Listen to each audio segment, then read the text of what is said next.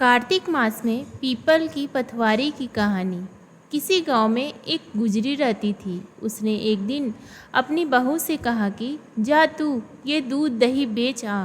वह दूध दही बेचने गई तो रास्ते में उसने देखा कि कार्तिक माह में औरतें पीपल सींचने आई है। वह उन्हें देख बैठ गई और उसने औरतों से पूछा कि तुम क्या कर रही हो। औरतों ने जवाब दिया कि हम पीपल महादेव की पथवारी सींच रहे हैं। उसने फिर पूछा कि ऐसा करने से क्या लाभ होता है। उन्होंने जवाब दिया कि ऐसा करने से अन्न धन की प्राप्ति होती है।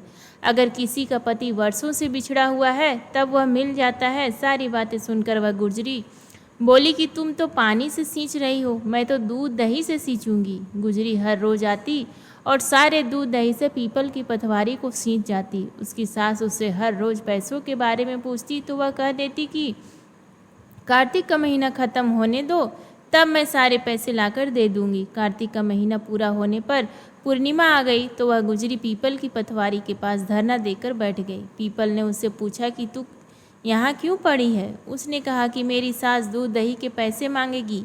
पीपल ने कहा कि मेरे पास पैसे नहीं है, ये भाटे डंडे पत्ते और पान पड़े हैं, यह सब ले जा और गुल्लक में रख देना। घर जाने पर सास ने पूछा कि पैसे लाई है। तब उसने कहा कि मैंने गुल्लक में रख दिए हैं। सास ने गुल्लक खोल कर देखा तो उसकी आंखें फटी रह गई। गुल्लक में तो हीरे मोती जगमगा रहे थे, पत्ते धन में बदल गए। जिन्हें देख सास बोली कि इतना धन कहाँ से लाई है। बहू ने सारी बात सास को बता दी। उसने तो दूध दही से पीपल की पथवारी सींच दी थी और पैसे मांगने पर पीपल ने पत्ते डंडे और भाटे दे दिए थे और वह गुल्लक में रखने से हीरे मोती बन गए। बहू की बात सुनकर सास बोली कि मैं भी पीपल की पथवारी सींचने जाऊंगी। सास दूध दही तो बेच आती है और दूध दही की हांडी धोकर पीपल की पथवारी में रख आती थी। घर आकर जब वह बहू से कहती कि तू मुझसे पैसे मांग, बहू कहती कि कभी बहू भी सास से पैसे मांगती है क्या।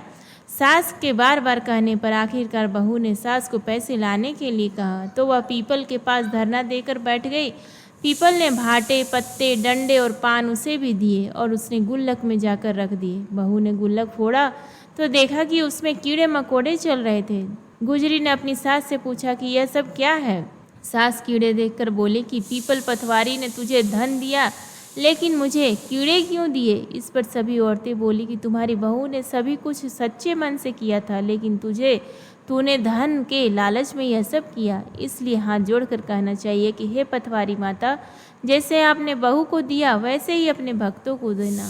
प्रेम से बोली पथवारी माता की जय।